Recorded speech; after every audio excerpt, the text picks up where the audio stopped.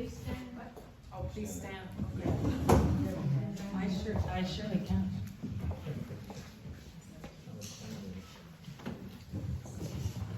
Good evening. I want to thank the Marana, Dems, and friends, and in particular Edlin, for putting all the work in to host this. You never know on a weeknight who's going to turn out, and look at this beautiful turnout. Thank you for caring so deeply about our community and about criminal justice that you took the time to be here today.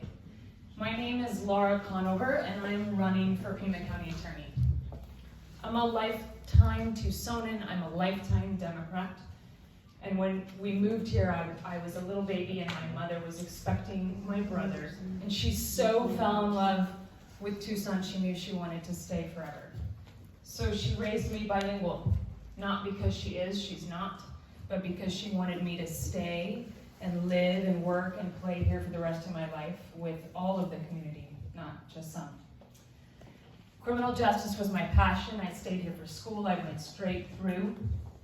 I have a uniquely diversified background. I've done defense work. I've done security clearance work.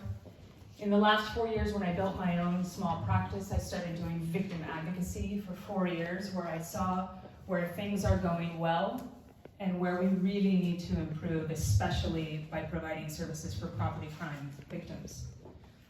For too long, we have focused our priorities and our limited budget on prosecuting low-level nonviolent drug offenders, and that has robbed us of the budget necessary to go after those who actually harm us. We have not had a meaningful financial crimes unit in this office in over 20 years. That is where my priorities will be. To be a fiscally responsible budget manager, to reframe the priorities and make sure we are going after who harm us, and to move, finally, our community into the right direction for true and meaningful and responsible criminal justice reform. I believe the time is now.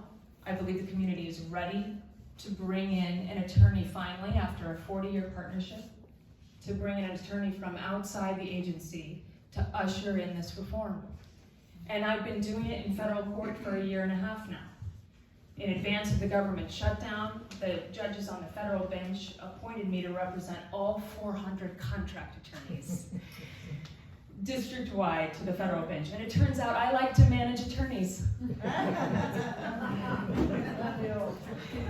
Herding cats has come up, it's come up. I like to manage attorneys. I like the policy work. I like building bridges and seeking consensus and working with law enforcement and probation and pretrial and the judges. That's the job we're actually here to elect, an administrator who is prepared and ready to lead the county forward. Thank you so much for having us.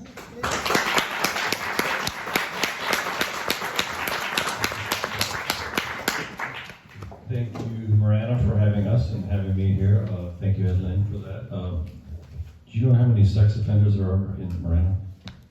Registered? 45. It's not bad. Tucson has 1,250. It just came to my mind when I was driving over here. It's a good start. My name is Mark Diebold. I'm married. I'm going to start with my family. Melinda's my wife. I have a 10-year-old son who yesterday, they finished the flag football season. That's where I was most of the day. Hour of practice, hour and a half game. 3 touchdowns and 3 extra points. That's not, I didn't tell him this, but that's not that huge a thing because everyone scores touchdowns in flag football. So at least I praised him for the moment. I have a 7-year-old daughter, and she was in soccer all day Saturday. So that was kind of part of my weekend. That's what I do. I'll just segue to what, well, the reason I want to start with family is that's really the reason I'm here, entirely for the family. If I was just by myself, I don't think I would be pursuing this. I really don't. It's for my family. I started in 1997 at the Pima County Attorney's Office as a prosecutor because I wanted to make a difference. And I wanted to prosecute criminal cases, and I want to get to the bad guys, and I want to prosecute criminals as much as I can, and that's what I've been doing for 23 years.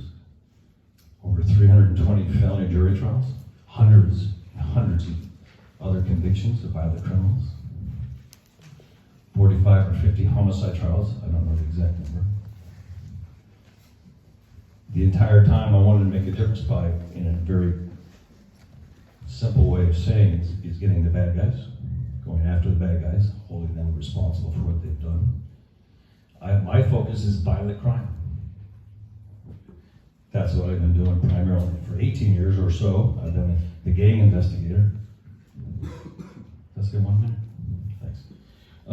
So I'll just focus on a few things. There's many things you can focus on. Violent criminals. I think if we take the guns out of violent criminals' hands on a regular and consistent basis, we're going to make a difference for everyone, your entire community. 2, I do agree that we should not be focusing on low-level drug offenders and sending them to prison. We can, I agree with Laura, to use that budget and that money for other things. I want to support victims. I want to support law enforcement. And I want to this is a whole conversation, but I want to stop spending millions of dollars on the death penalty. Millions and millions and millions and millions of dollars. Thank you.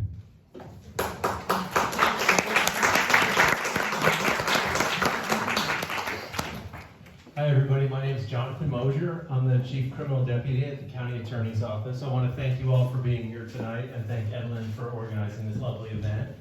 I work for Barbara Lawal and Amelia Kramer, who are both here, and I'm honored to work for them.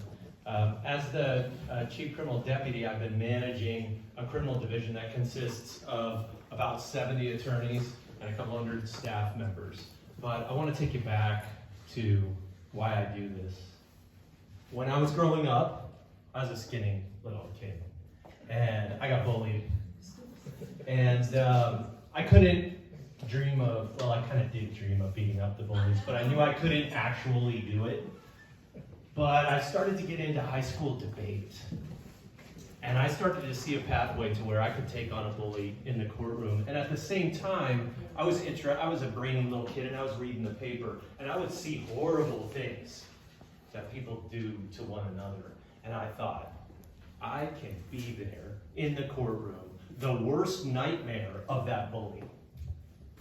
And that's what I've done for 15 years. I came to Tucson in 2005. I started prosecuting violent crimes for Barbara Lawal, and I prosecuted many cases that you all know of. I prosecuted David Watson, a Tucson Fire Department captain, who killed 3 women and got away with it for 15 years until I put the case against him together and took it to trial over 4 months and got a conviction. He's doing natural life in prison.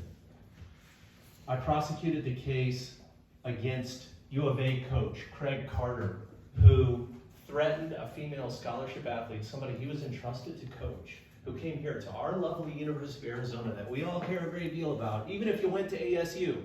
I think those are ASU colors. I don't want to call them. Even if you went to ASU, you care about what happens there.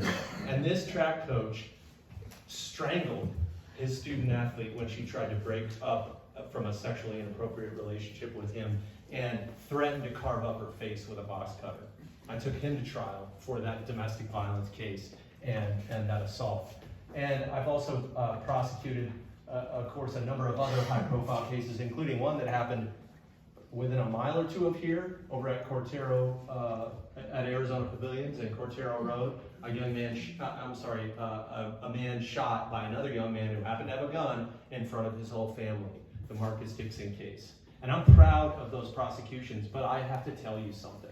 When I was promoted to chief of the criminal division, I took a look at what was happening to other types of defendants, lower level defendants, and started to realize we've got to get more effective about what we're doing with drug treatment and rehabilitation instead of incarceration.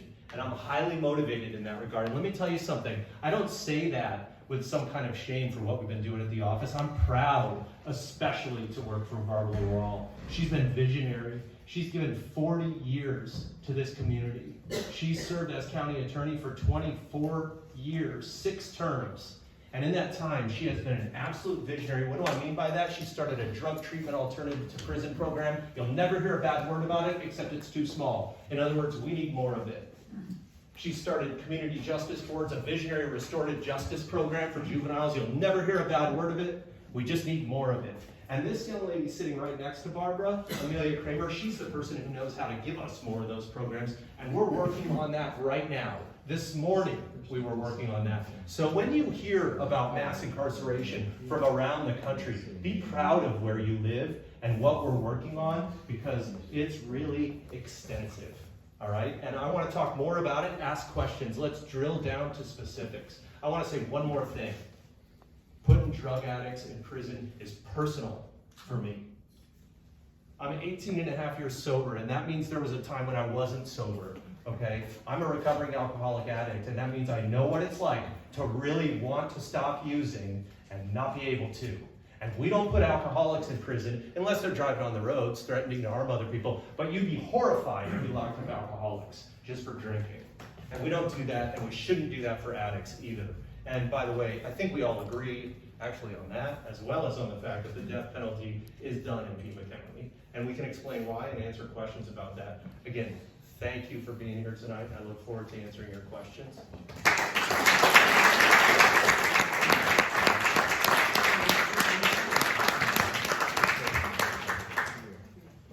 Okay, let's hold the applause for the end after they do their finishing, 3-minute finishing, because we'll be here all night.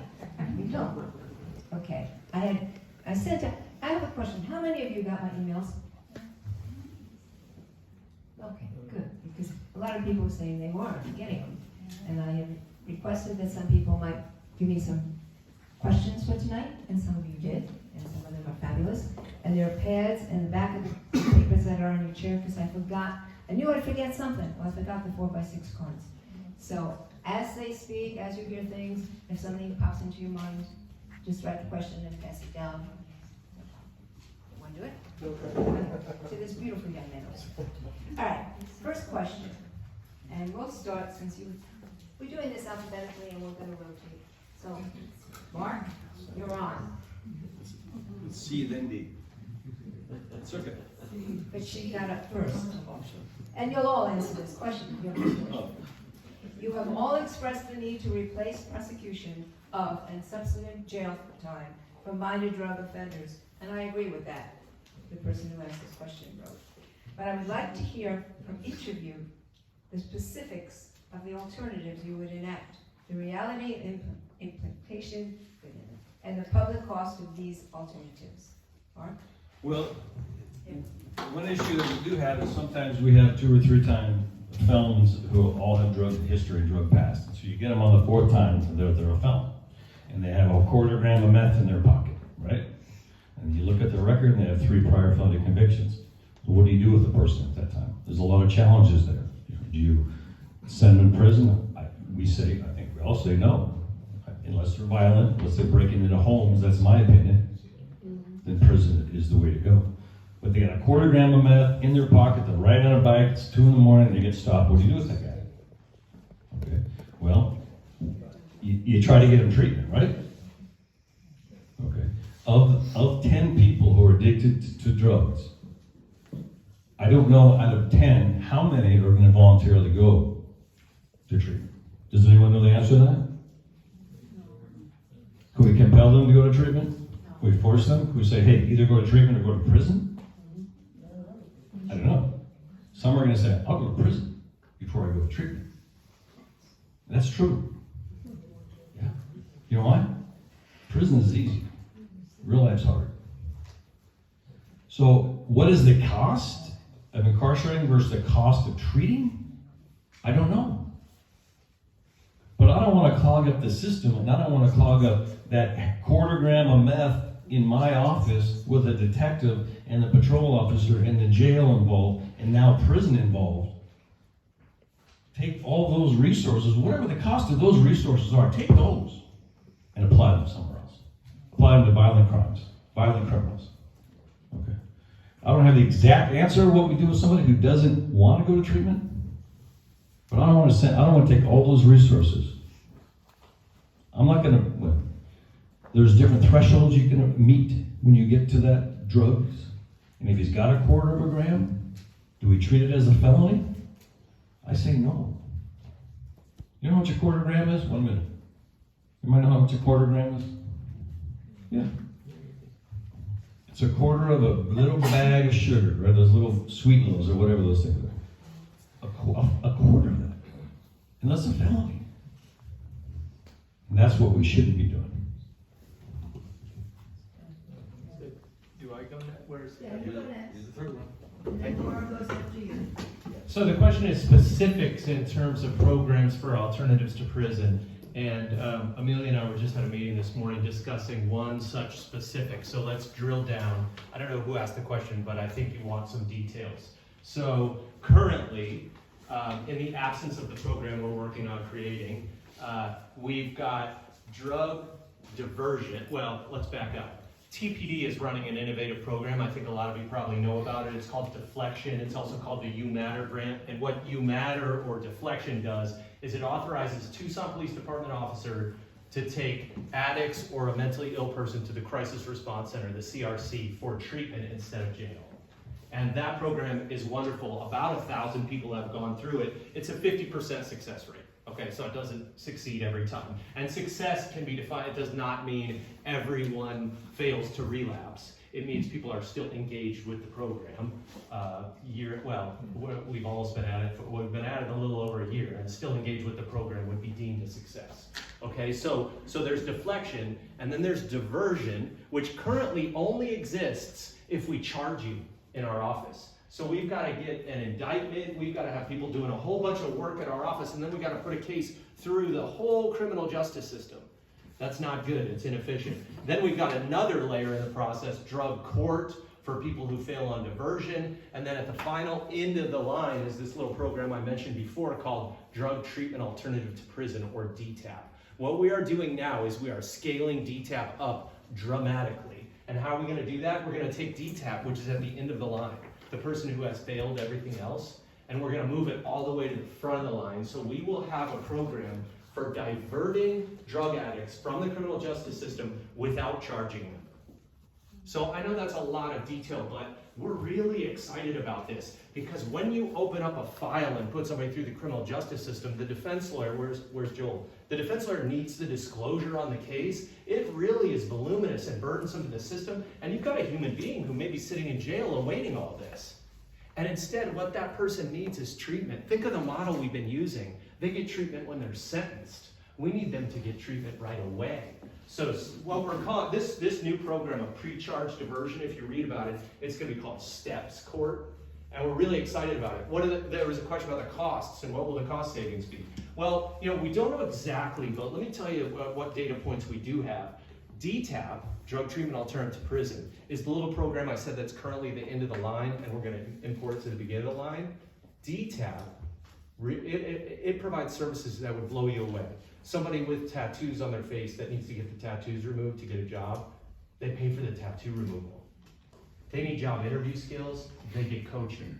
They need drug treatment, they get the drug treatment that they need. Okay, so DTAP is really resource intensive, and yet, hang on while I blow your minds, it's cheaper than prison, folks. Cheaper than prison. So we're going to save money just on incarceration, but then think of how much money we're going to save when we're not at our office opening up files on each of these people, doing all the disclosure, the body camera footage and redaction. It's mind-boggling how much resources we've had to sink into this because we haven't been able to implement these types of solutions. But now we are, and I'll tell you something I'm really proud of. Amelia Kramer here, you may not know this, she's a pretty big deal. In Arizona, she's the chief deputy in our office. She's the person most knowledgeable in the state about how to build programs exactly like this. And she has endorsed me, and we are going to work together, if I'm elected, to drastically expand these type of programs. Thank you.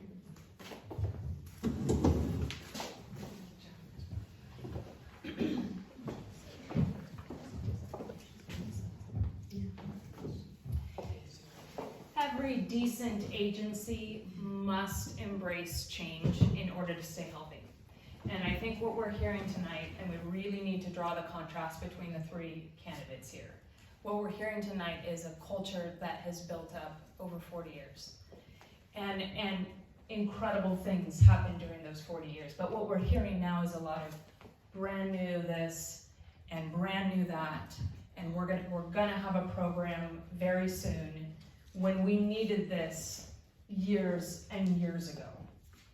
Last year, this very office broke the record in all of recorded history of Superior Court by filing almost 7,000 felonies, and the biggest percentage of that was low-level nonviolent drug offenders. It broke the record at the same time while our sheriff tells us the crime rate is down. We do know these facts. It's not mind-blowing to us. We've known for a long, long time that treatment is a third of the cost of jail or prison. It has been time for some time. I believe the time is now to embrace this change, and I'm thrilled that my opponents would be embracing a reform platform to run in the Democratic primary, and they are new students to it because they built their entire careers on violent crime.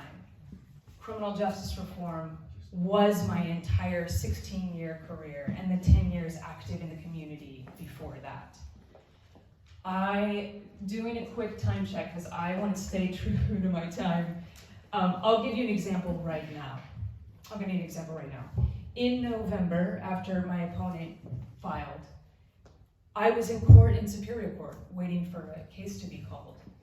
And a young gentleman was brought out in chains in custody, and his attorney said, "Your Honor, I need to ask for his immediate release."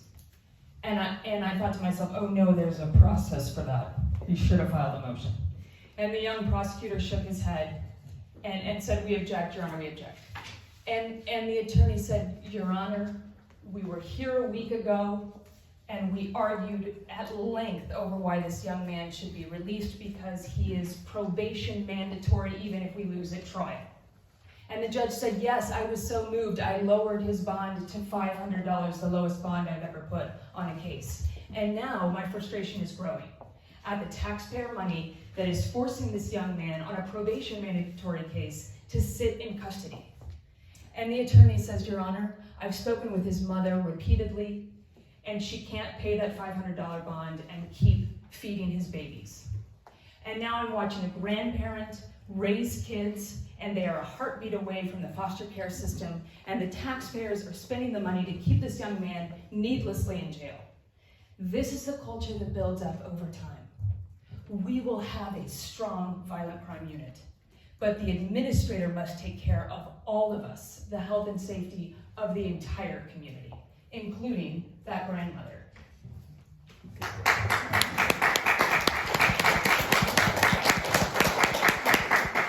Their answers are so wonderful that everybody's kind of going over time. Timekeepers in the corner. They're in wild colors. She's trying. All right, so next I'm question. having a hard time reading this. Can we do a color code check? Okay. Yeah, so yellow is time is up. Pink is 1 minute, and then if you would like 30 seconds, I can put that up too. Thank you. Okay. And it's really hard to get with the fonts that I have on my computer, big numbers. It was really frustrating. I almost did them by hand, but then I changed my mind. Okay, now we have some wonderful questions, and you've kind of touched on them, but you're all going to go into more depth. So Jonathan, it's your turn to begin. So what is the most frequent felony committed in Pima County? About how many cases per year? How much time does it take to bring these cases to completion? Of all felony persecutions, about how many are for violent crimes and how many are for low-level, non-violent drug offenders? So that's about 18 questions in one. And I want everybody to say thank you to Barbara Lawal for all the work she's done over these years.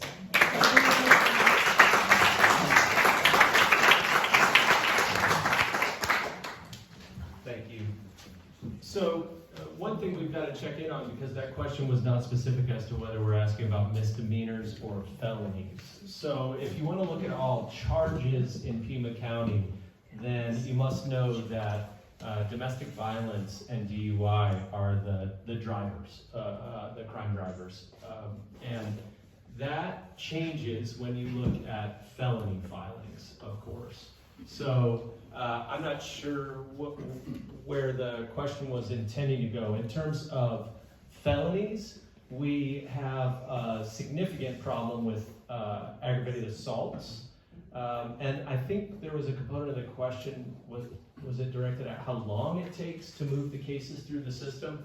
I would like to address that. I think we have a significant challenge there, and I've got a solution in mind as well. I think it's interesting to talk about whether you're unable to change the system because you work within it. I think quite the opposite is true.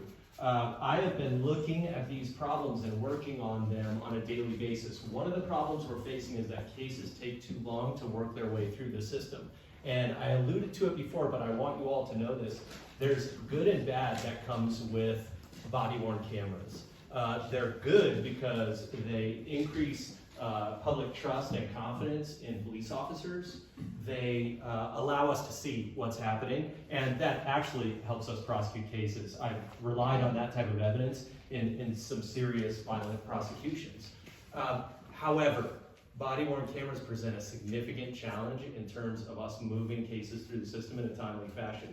And my paralegal, Tisha Petty-Scott, right here, is nodding her head yes, and that's because she works a lot on the redaction of body-worn camera footage. We have to redact it all before we can disclose it to the defense. I came up with an innovative approach, which was to have an agreement whereby we could give it to defense lawyers under a court order so that they could look at it and then let us know if they needed a redaction. That is saving, I wish I had the data, that is saving untold thousands of hours and dollars and time of people sitting in jail.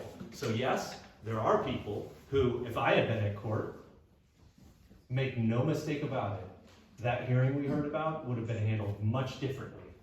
And you can rest assured, if I'm running the office, that hearing will be handled much differently. Okay, I don't want anybody sitting in jail who doesn't need to be there. And when I say need to be there, I don't mean because they're poor. I mean because they're dangerous. All right? But we've got to do a better job of 30 seconds, moving cases through the system. And when I say I've had an innovative idea on body-worn cameras, I don't give up because I had one good idea. I got another great idea. And that is, we have got to get legislation that says that defense lawyers can look at body-worn camera footage when it's put up into the cloud and we don't have to redact it. That will take a law change, folks. But what you don't want is your taxpayer money going to fund redaction of body-worn cameras instead of schools. That is not going to enhance our criminal justice system. So we've got innovative ideas for legislation that could really move cases more quickly through the system, and I think that goes to the latter part of that question. Thank you. So, I forgot the question. No, I'm just kidding. You do, I can reread it. I remember parts of it. I only got a couple minutes. So, as far as the drug cases go, this is what happens on a weekly basis in the office, is that about 30 felony drug cases get issued on these small amounts of drugs that I talked about, this quarter gram, half gram. It could be heroin, it could be methamphetamine, it could be, cocaine. I mean, it could be a variety of things. Marijuana is legal and almost free, so it's like, set that aside. We'll set the marijuana thing aside. But as far as, so that's a lot of, 30 times 4, 120, right? That's a lot a month of felony drug cases. So I think I have a couple numbers for you. Someone asked about numbers.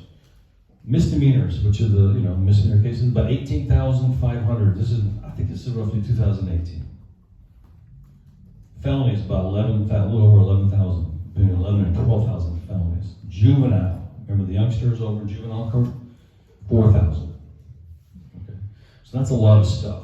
How many drug cases take up all that time? Well, quite a bit. Maybe close to 2,000. If we can bring that way down, that would free up resources. I don't know the cost associated with each one. What I'm concerned about is every time you get a quarter grand into the office, you got a detective, you got a cop who arrested him, you got the Pima County Jail who processed him, you got the judges who have to see him, you got the files we got to build, we got to go through all the disclosure. It's a lot of time and money for a quarter gram of meth. I don't like people using drugs. I don't think it's a good idea. But we can't spend all of our money on that. Violence is, I think, where we need to pay our attention. Violent and guns in the wrong hands. That's where we have 50, 75 homicides, depending. If you count city and county combined any given year.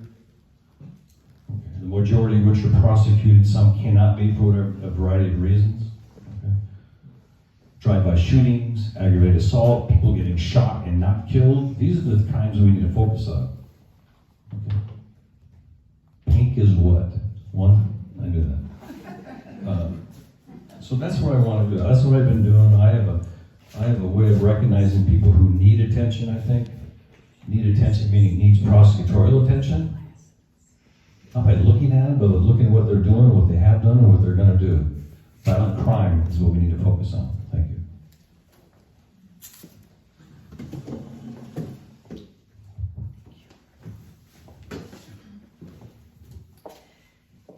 I want to return for just a moment to that hearing that I described, because the timing is important.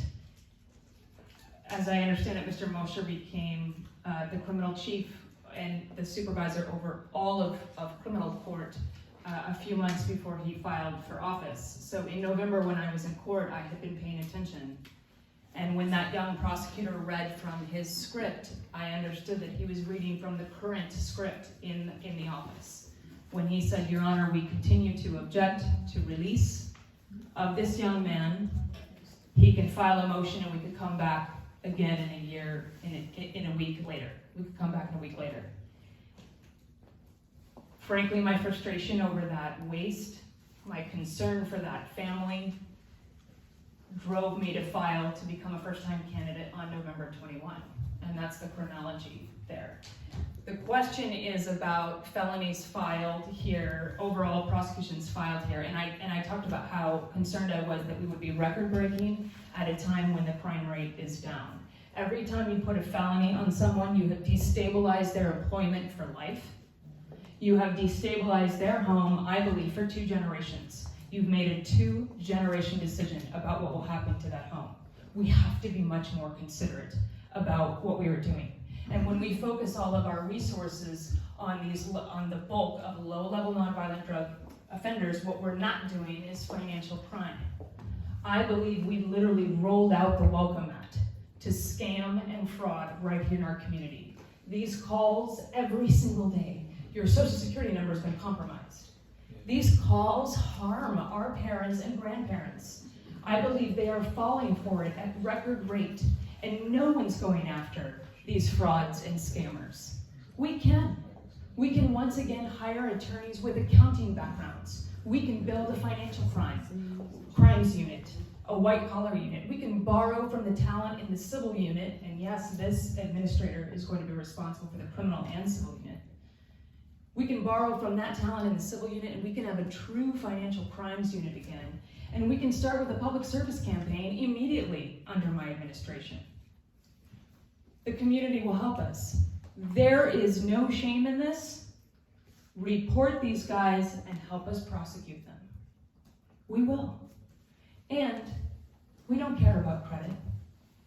We'll tee up the case, we'll investigate it, we'll put the resources in it, because we're going to have the resources under responsible and smart reform. And if the feds need to file the indictment, or the Attorney General's office needs to file the indictment, that's fine. We'll collaborate.